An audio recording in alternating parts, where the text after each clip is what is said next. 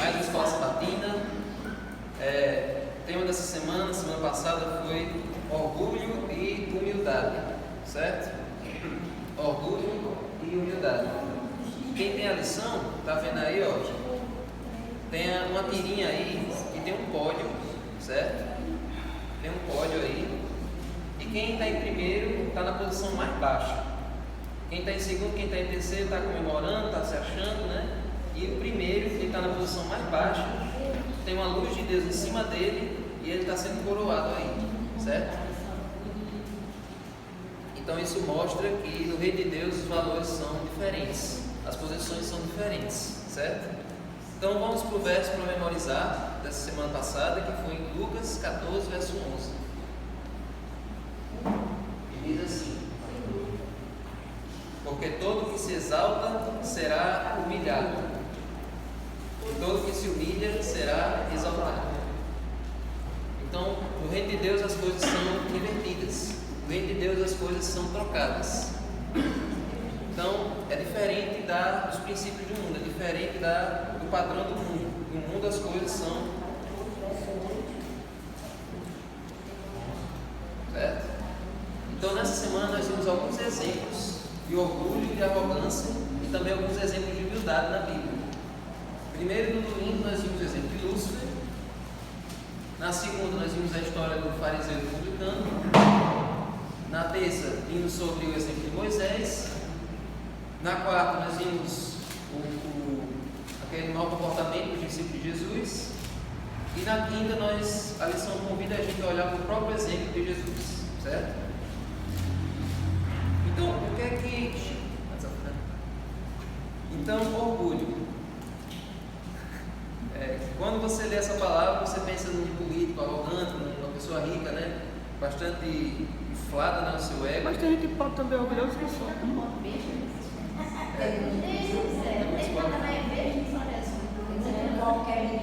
Se for zico, era intolerável, né? Então, vamos ver quem que o orgulho teve início. Vamos lá para Isaías 14. Quem foi o pai do orgulho? Quem foi que deu origem a esse pecado? Orgulho foi o primeiro pecado de todos. Isaías 14, 12 a 14.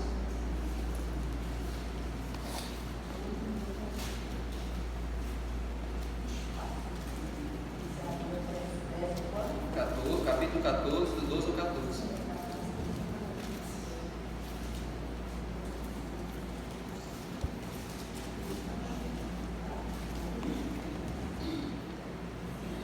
Veja como você caiu do céu, ó estrela da manhã, filho da alva. Veja como você foi lançado na terra, você que debilitava as nações. Você pensava assim, ou tu dizias no teu coração: subirei ao céu, exaltarei o meu trono acima das estrelas de Deus, e me assentarei no monte da congregação nas extremidades do norte. Subirei acima das mais altas nuvens e serei semelhante ao Altíssimo. Esses foram os pensamentos de Lúcifer. Essa foi a motivação, esse foi o que surgiu no coração dele de forma inexplicável. Ele foi criado perfeito e aí simplesmente surgiu isso no coração dele. Não foi Deus que criou ele com essa inclinação assim que é orgulhoso. Na verdade, a gente tem a eternidade toda para tentar entender como é que isso surgiu, como é que isso aconteceu. Não houve uma explicação, certo? Então o orgulho, ele surge por causa disso. Você começa a se achar melhor do que você realmente é, maior, mais importante do que você realmente é. É uma visão totalmente equivocada sobre a sua própria personalidade. E isso que Lúcifer teve, ele tenta colocar em cada pessoa. Ele quer que cada pessoa seja mini Lúcifer, que cada pessoa reproduza no seu dia a dia o mesmo comportamento que ele teve lá no céu, certo? Então, como é que a gente percebe isso? Como é que a gente tem a prova de que Lúcifer tenta fazer isso com a gente? É só você olhar o que ele fez com Adão e Eva. Vamos voltar para a Gênesis 3? Lúcifer se sentiu orgulhoso e a primeira atitude dele foi fazer o casal também se sentir orgulhoso.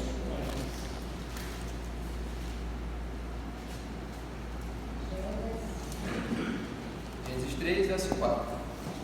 Foi algo assim. Na fala da serpente, você já vê aí implícito o que Lúcifer tentou, o que Lúcifer estava pensando lá no céu. Porque Deus sabe que no dia em que dele comerem, os olhos de vocês se abrirão e, como Deus, vocês serão conhecedores do bem e do mal. Lembre-se que Adão e Eva já foram criados e Deus já educou a eles com a consciência do bem e do mal. O bem era viver ali no jardim, o bem era ter a vida eterna, era permanecer do lado de Deus. E Deus já tinha dito para Adão e Eva que, da história de Lúcifer, Deus já tinha falado sobre Satanás e tinha alertado: olha, Lúcifer, que agora é o inimigo, ele está nessa árvore aí. Então, conhecimento do bem e do mal ele já tinha. Agora, o que tentou Eva aí foi essa frasezinha: vocês serão como Deus. Só que tem um detalhe: quando Deus fez o homem e a mulher, Ele já fez eles à imagem e semelhança de Deus. Então, Satanás ele só tentou distorcer as palavras de Deus. Deus já tinha feito o homem à sua imagem e semelhança. E agora Satanás está dizendo: olha, se vocês comerem esse fruto, vocês vão ser como Deus. Então aí vocês já estão vendo. Então aí vocês já estão vendo o quanto Satanás tenta colocar a própria natureza dele em nós, de querer nos achar iguais a Deus, achar que nós somos Deus. Então, ele levou o Adão e Eva a amar a si mesmos e a confiar mais no eu do que em Deus. E esse engano que ele fez com Adão e Eva, ele repete hoje, e nós vamos ver isso agora lá em 1 João, capítulo 2, 15 ao 17.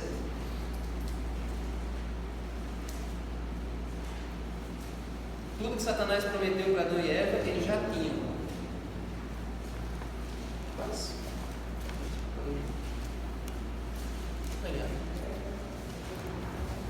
Salve, seu vivinho. Valeu, Candré. 1 João 2, 15 a 17.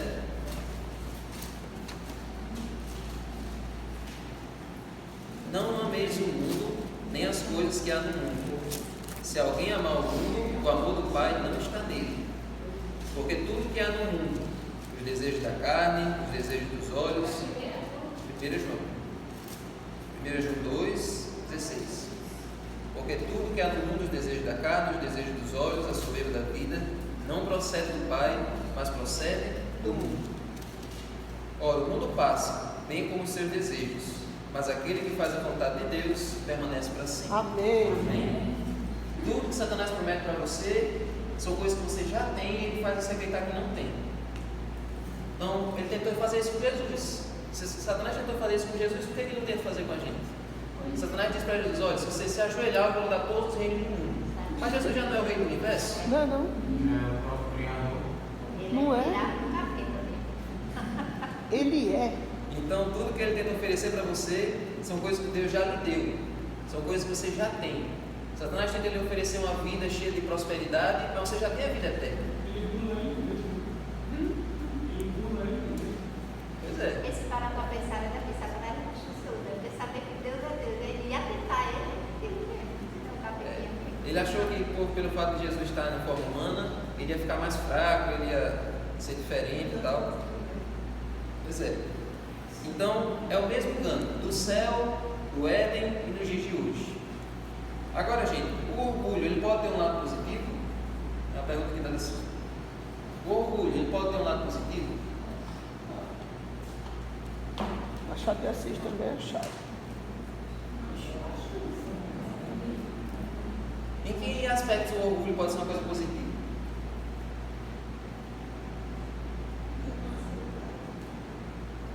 Por exemplo, eu acredito que toda vez que no sétimo dia eu tenho um certo orgulho de que quando as pessoas criticam as igrejas pelos pastores serem ricos e extorquirem os seus fiéis, o que é verdade, está estampado na mídia em todos os aspectos, a gente bate no peito e diz: procura um adventista. Quando as pessoas dizem: esse monte de senadores e deputados evangélicos que usam a Bíblia para fazerem leis, para oprimirem as pessoas, que a gente sabe que existe, a chamada bancada da Bíblia, que inclusive roubou muito no governo brasileiro passado. Foi.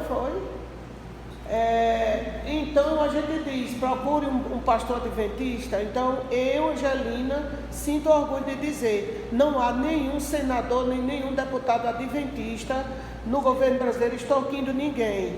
E também você não encontra nenhum pastor adventista rico, com iate, com mansão, com carro importado, com BMW, crescendo em cima da pobreza de seus fiéis. Certo? Não, isso aí é um tipo de orgulho. O orgulho é como se fosse uma admiração, né? Um sentimento de realização, porque nós temos aqui um exemplo positivo na nossa igreja. Eu acho que a pessoa evangélica não era para se candidatar à política, porque política, gente, é só para ser pobre, não adianta. E existem outros exemplos de um orgulho positivo, que é quando você se admira, quando você fica feliz pelas conquistas de alguém. Ou então, tem orgulho de ter um filho que passou tal curso, ou que está trabalhando. Então é uma espécie de reconhecimento, de admiração, como vocês disseram. Agora, a Bíblia também fala de amor próprio, certo? E quando é que nós vemos isso? Vamos lá para Marcos 12, verso 31.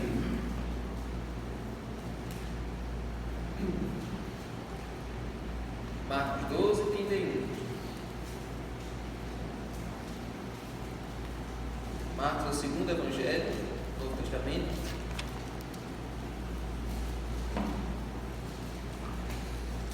Ao longo desse Marcos 12, 31. 12. É que aconteceu que eu sempre sonhei. Poder falar baixo, todo mundo escutar, né? Porque o comentador tem que falar assim. Aí, ó. 12, 31.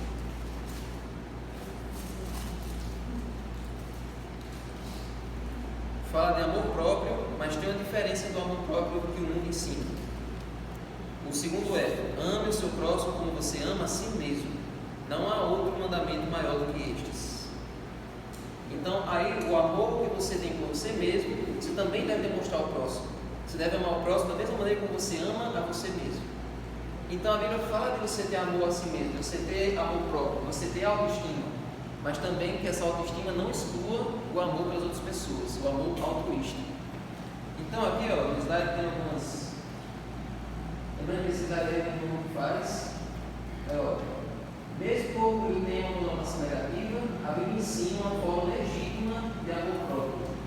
Então, o amor de Deus é um amor altruísta. Ele ama os outros como você ama a si mesmo. É aquilo que uma vez eu até falei. Não pode ir para um extremo de você só amar os outros e não amar você mesmo. Tem pessoas que fazem tudo pelos outros, mas esquecem de se cuidar, esquecem de fazer o bem ao seu próprio corpo, cuidar da sua saúde.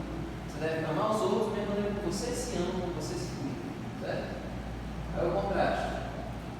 As pessoas amam mais o mundo em vez de Deus. Aí, busca constantemente a excelência. Quem lembra o que é que diz em 1 Coríntios 10, 31? Portanto, quer comais, quer bebais ou façais outra coisa qualquer, fazei tudo para a glória de Deus. E o outro que amor próprio ama os prazeres do mundo. O amor de Deus, ele busca a presença de Deus e um propósito. E o amor do mundo está aprisionado a coisas passageiras. Então as pessoas são orgulhosas quando as pessoas não dão a Deus a glória pelo que Ele está fazendo em suas vidas. E quando é que isso acontece? Vamos conferir lá Deuteronômio 8, verso 17 e 18. Deuteronômio é o quinto livro da Bíblia. Quinto livro da Bíblia.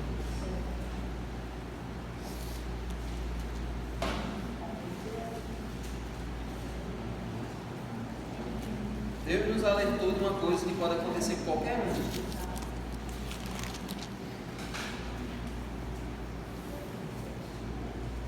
Olha o que diz aí. Portanto, não pense, a minha força e o poder do meu braço me conseguiram estas riquezas. Pelo contrário, lembre-se do Senhor seu Deus, porque é Ele quem lhes dá força para conseguir riquezas e assim por diante. Então, olha só, Deus está dizendo, não diga em nenhum momento que você conquistou tudo que você tem pela força e poder do seu braço. Se lembre de quem foi que lhe deu. E olha só, tem um outro verso que eu quero ler com vocês, só para confirmar essa ideia, que está lá em Provérbios 30. Eu estou folheando bem tudo a Bíblia, né? Pense nesse verso que a gente leu agora e pense nesse outro aqui de Provérbios 30, 7 a 9. Interessante que esse é um dos melhores provérbios do livro de Provérbios e nem é de Salomão. Os melhores capítulos do livro e nem é de Salomão. Ó. Do 7 a 9. Uma oração. Duas coisas te peço a Deus. Não recuse o meu pedido antes que eu morra. Primeiro, afaste de mim a falsidade e a mentira. Não me deis nem a riqueza nem a pobreza. Dá-me o pão que me for necessário, para não acontecer que, estando eu farto, te negue e diga: quem é o Senhor? Ou que empobrecido venha furtar e profane o nome de Deus. Como é que vocês acham que a gente pode evitar um extremo? Nem deixar que a riqueza me afaste de Deus e nem que a pobreza me faça ser desonesto. Como é que a gente pode evitar os dois extremos? E como é que a gente pode evitar de, por exemplo, ganhar alguma bênção na vida, a gente esquecer de quem foi que nos deu a bênção? Como é que a gente pode evitar isso? Calma, um de cada vez.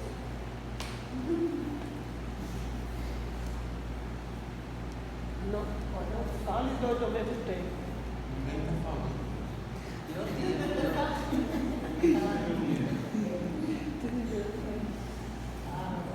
Reconhecer a bênção, agradecer a Deus. Se eu receber uma bênção, eu tenho que agradecer a Deus, reconhecer a bênção e agradecer por aquela bênção. O que mais? O que vocês acham? Tem pessoas. Reconhecer que tudo vem de Deus. Pensei que tudo vem de Deus. Tudo vem de Deus e como você falou aí, tudo vai ser que tudo vai dele. Ou seja, dele não esquecer que tudo é dele, que tudo vem dele, a gente se coloca no nosso lugar. Muito bem. Reconhecer que tudo que a gente tem vem das mãos de Deus.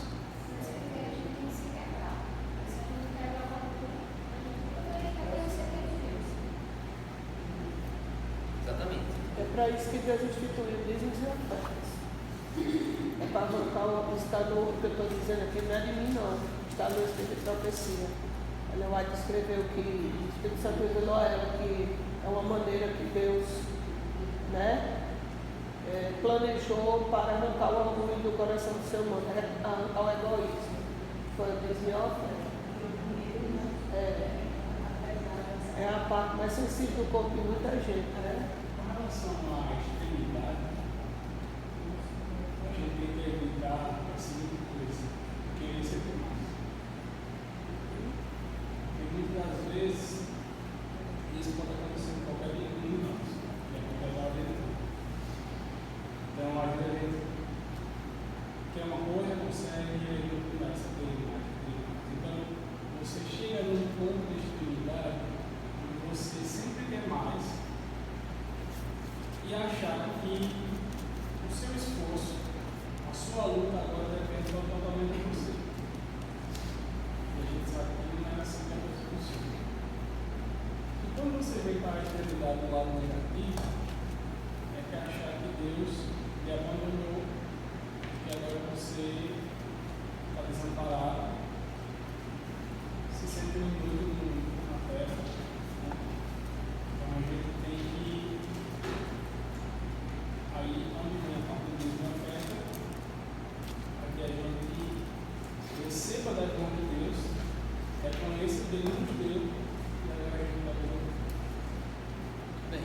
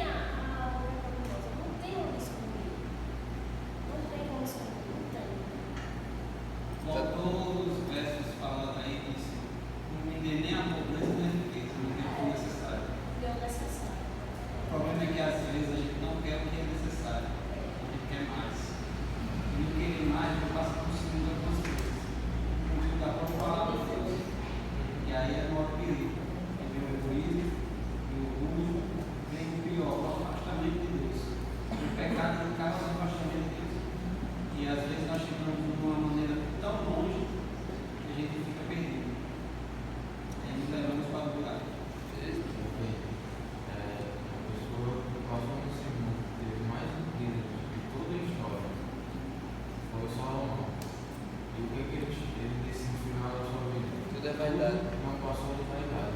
É vaidade. Então não importa as coisas materiais. Mas é por isso que é agonia.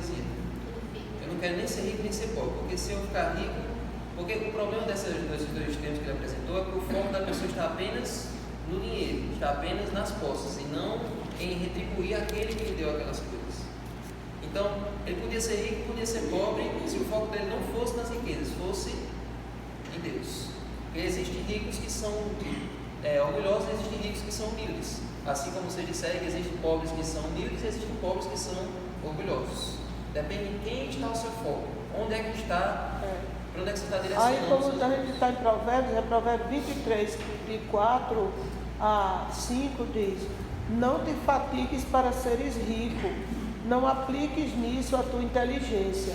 Porventura fitarás os olhos naquilo que não é nada, pois certamente a riqueza fará para si asas, como a águia que voa pelos céus. Aí, E olha, quem está dizendo isso aí foi um homem mais sábio que já existiu e também um dos homens mais ricos que já existiram. Ele está dando esse conselho. Não vá correr atrás de riquezas, porque isso não vai nos a saciar. riqueza vai criar asas. Um dia você anoitece rico, no outro dia de manhã você está pobre. E aí, você botou toda a sua confiança naquilo ali? Também serve da opinião, a gente não se frustrar, porque às vezes a gente pede uma coisa, mas Deus só dá o necessário. Aí tem gente que não pensa nisso, aí se frustra, se chora. Essa é a importância de orar, sem pedir a Deus que seja feita a vontade dele, não a nossa. O que eu quero é sempre mais. Eu quero além do que eu posso gastar, eu quero coisas além do que eu vou precisar, coisas que eu não vou usar nunca. Tem pessoas que compram coisas que não usam nunca, né? Vocês vejam que a igreja adventista é a única que não usa umas frases retóricas, umas frases que eu não sei de onde é que eles tiram. Olha, eu tenho promessa de Deus. Em que lugar na Bíblia Deus promete a você que você tem que se casar? Jeremias não casou e foi um dos maiores profetas. Estou dando só um exemplo, né? Olha, eu tenho promessa de Deus. Deus me prometeu que eu vou ter tal coisa. Mentira sua. Que não está na Bíblia. Enquanto isso? De que você só vai ser feliz, vai ser salvo se você ou casar, tiver tal coisa, morar em tal canto, conseguir.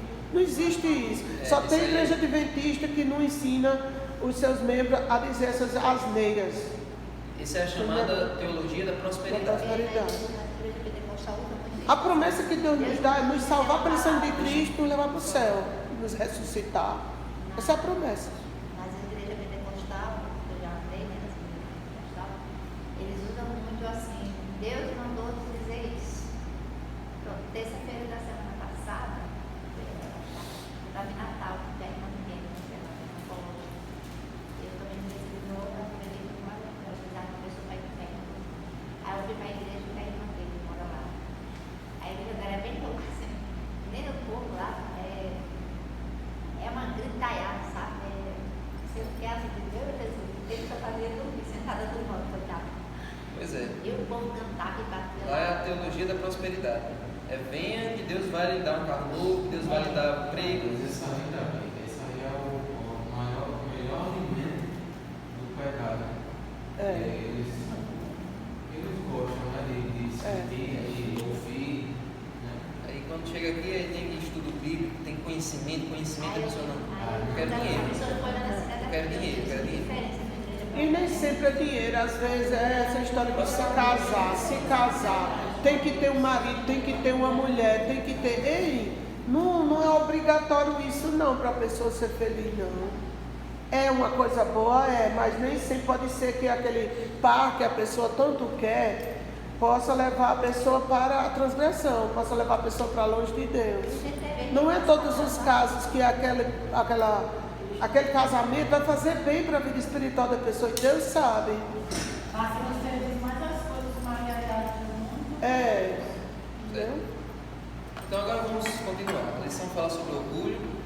Então agora nós vamos ver um outro caso de orgulho que a Bíblia apresenta. Vamos agora para Lucas 18. Isso aí é um dos mais comuns. Essa aqui é uma das maiores definições de orgulho na Bíblia, é essa parábola, né?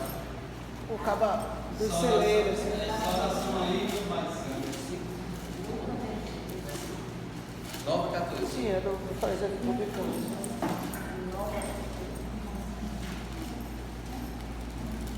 O que é isso?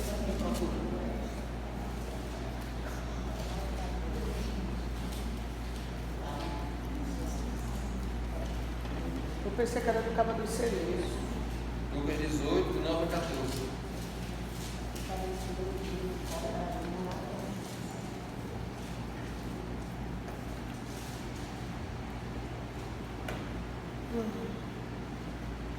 Uma coisa que eu gostava na Central Antiga é porque tinha dois cultos. Tinha o culto do grupo divino e da escola sabatina.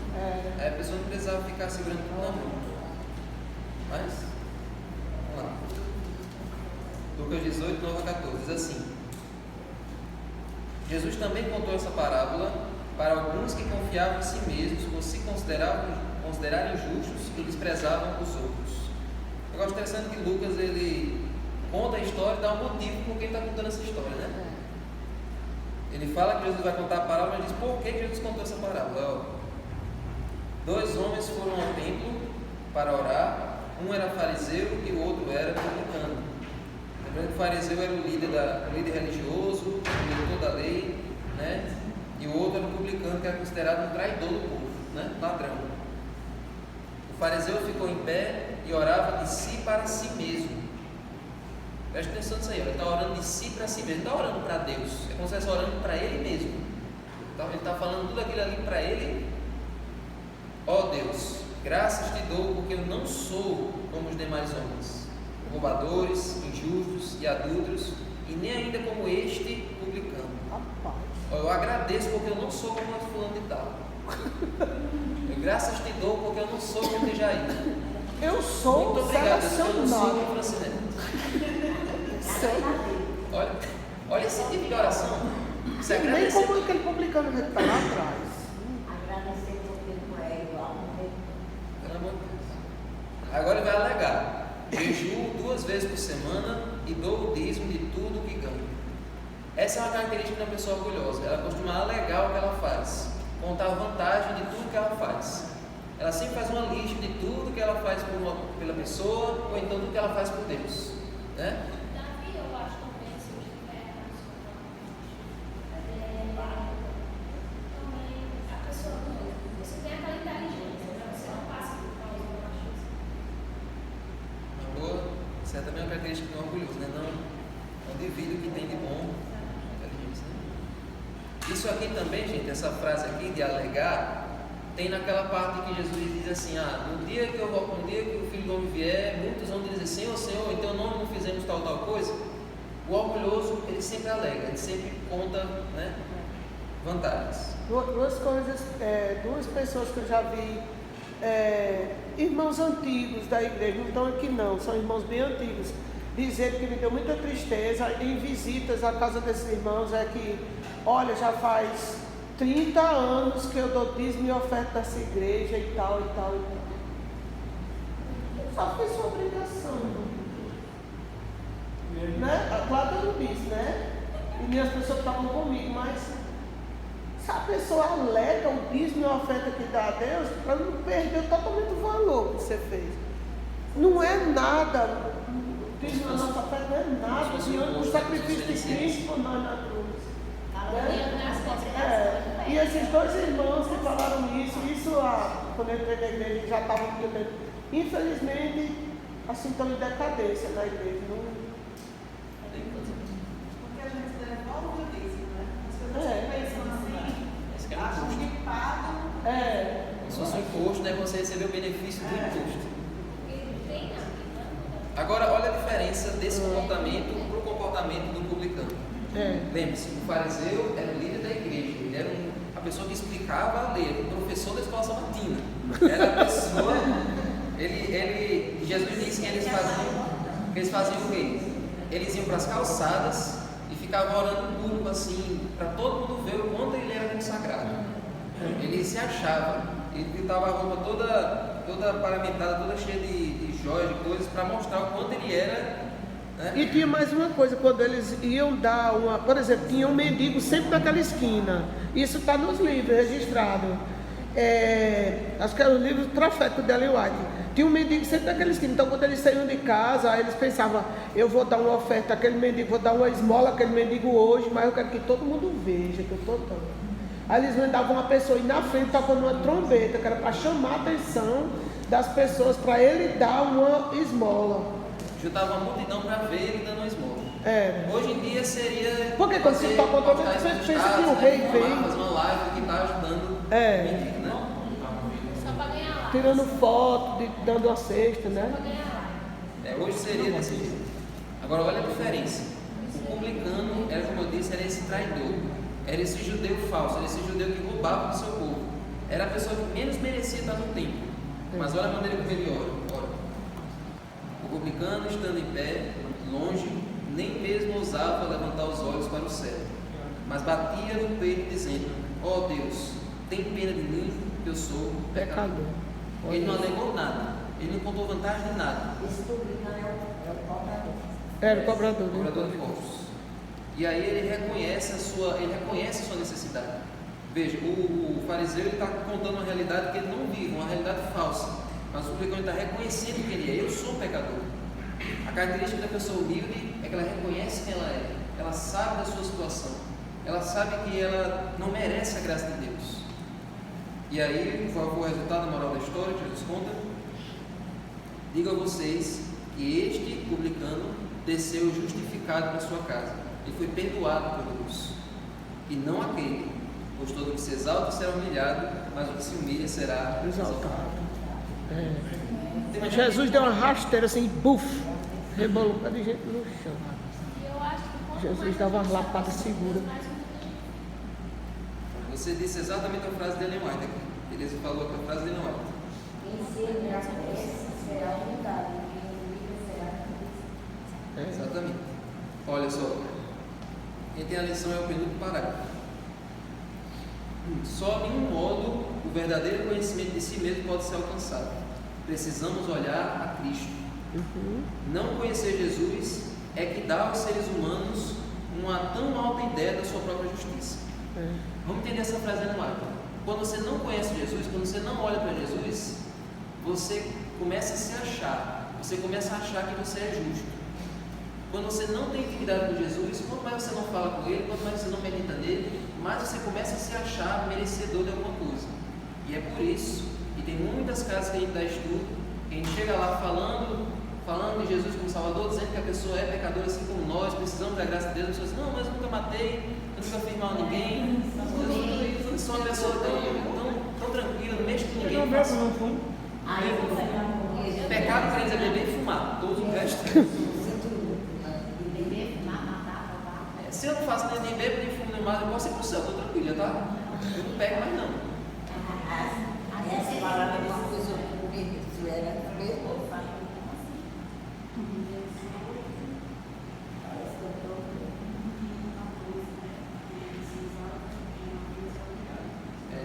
Jesus repetiu isso várias vezes porque o povo não aprendia. E tem hoje que as pessoas não aprendem.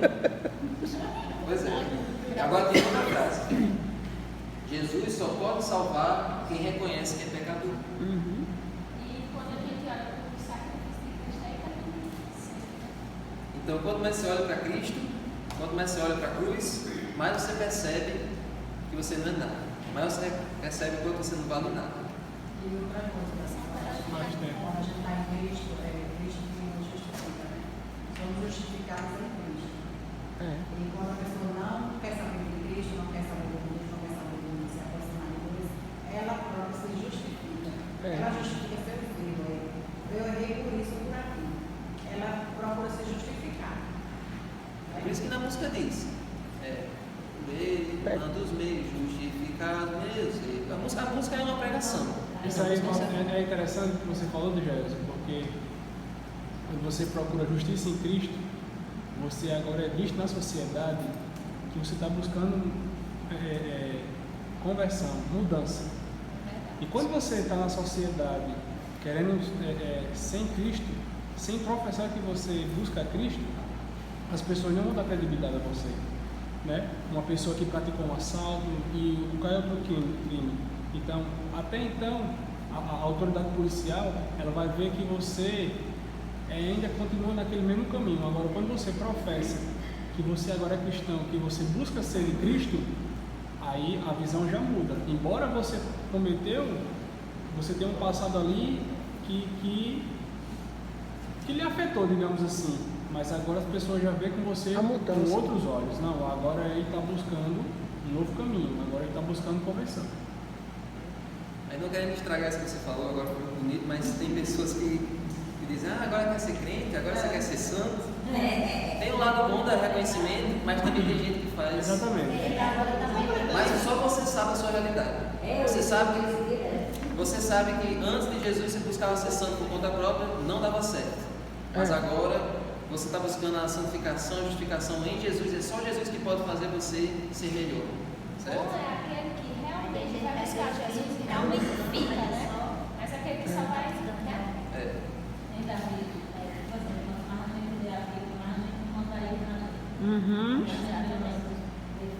Arrasou, Luiz. Você é um grande pensador, escreveu isso. Na palavra de Deus eu encontrei muitos erros. Todos eles em mim. Ao estudar a palavra de Deus eu encontrei muitos erros. Todos eles em mim. Hoje quem está dando as citações é Tereza e Luísa. Tereza disse uma frase de Ellen White e Luísa citou uma frase de Spurgeon. Spurgeon. Aí. Agora vamos para um outro exemplo de humildade na Bíblia. Um dos homens mais humildes da Bíblia. Hebreus 11. Hebreus que é depois de quem? Hein, Nefretes?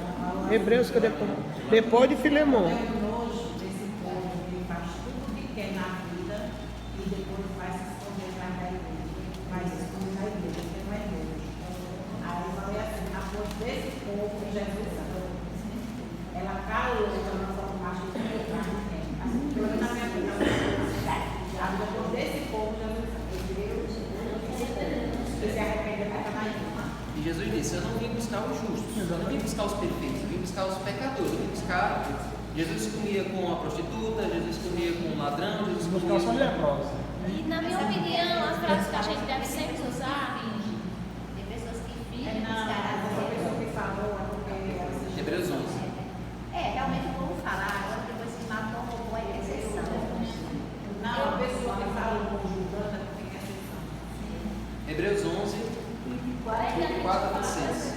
Porque esqueceu que Jesus disse que ele veio para os pecadores. eu acho que na minha opinião, essa é a frase que a gente sempre deve usar, porque tem gente que diz, como a senhora disse, não, entrou na igreja com exceção. A gente vem para a igreja porque precisa de Deus, não é porque a gente precisa. Se a gente fosse santa, a gente estava muito aí. Não é um grupo de pessoas santas, é um grupo de pessoas doentes. Exatamente. É o que eu digo lá em casa. Tem que buscar a santidade. Porque se eu for sabia, não buscava. Mas uma pessoa A gente precisa. buscar o remédio. Fazendo mais um parênteses nessas falas todas. Um adendo. É porque assim, as pessoas que não entendem o que é o cristianismo, eles acham que eu me batizei agora eu sou santo. Não, gente, você continua sendo pecador. Agora você escolheu se separar daquele caminho. É parecido com o Alcoólicos Anônimos. Você é um alcoólatra. No momento que você entra no Alcoólicos Anônimos, você não para de beber. Você ainda tem recaída, mas ali você está começando agora uma luta contra a bebida.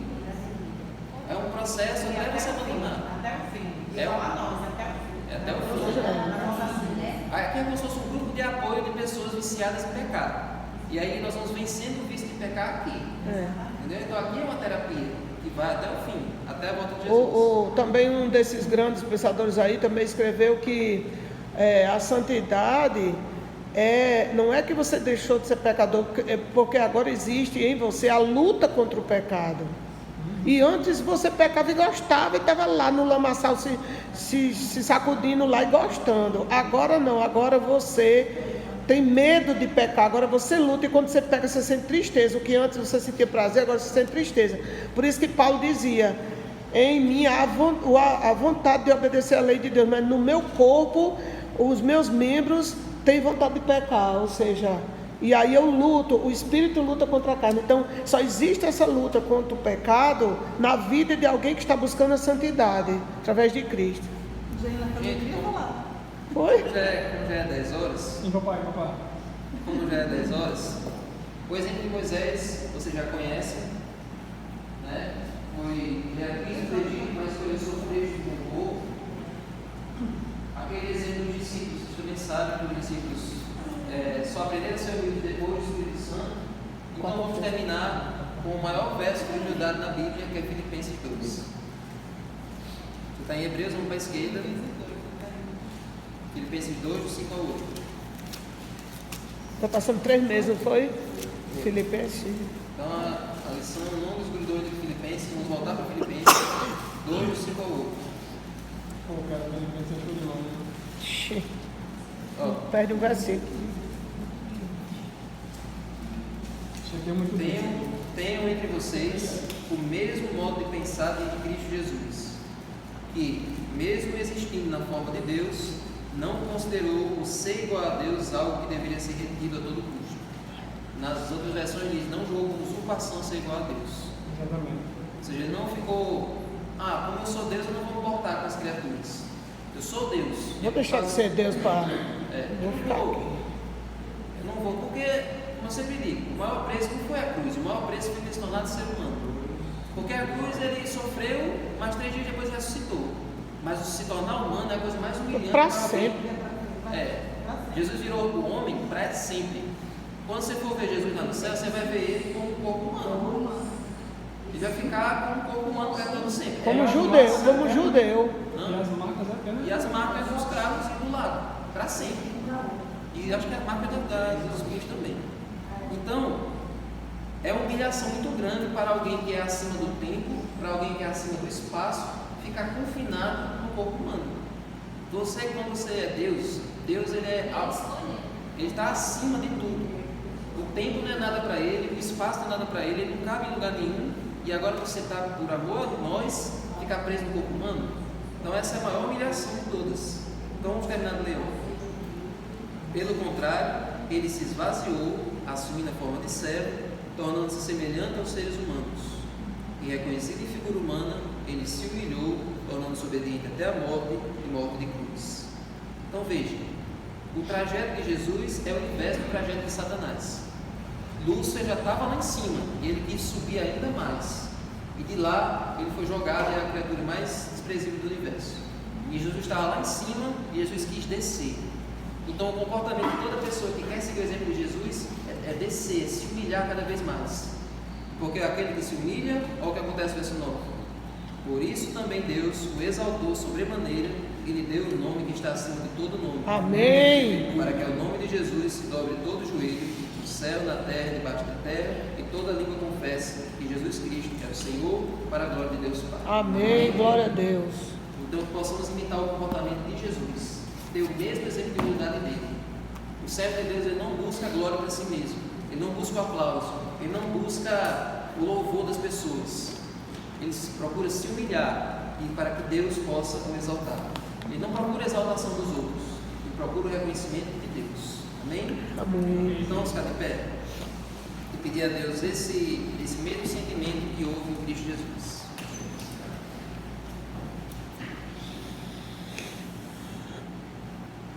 Deus, muito obrigado, Senhor, por todas as bênçãos que o Senhor nos concede. Obrigado, Deus. Obrigado, Senhor, pelas bênçãos, a bênção da vida eterna. Obrigado também por essas bênçãos materiais, por esse ar, por esse conforto que o Senhor nos deu agora. Nos ajuda, Senhor, a encher essa igreja de pessoas para poder aproveitar essa maravilha desse tempo que o Senhor nos deu. E agora, Senhor, pedimos, ao terminar essa lição, pedimos que o Senhor nos dê o mesmo sentimento que o Senhor tem, sentimento de humildade. O Senhor não se segurou no céu para nos salvar, o Senhor se doou, o Senhor é o maior exemplo de serviço, de sacrifício que nós conhecemos. Então nos ajuda, Senhor, a imitar o Teu exemplo no nosso dia a dia. Tira de nós a vaidade, tira de nós a arrogância, o orgulho, que possamos, Senhor, refletir o Teu caráter em nossa vida, em nome de Jesus. Amém.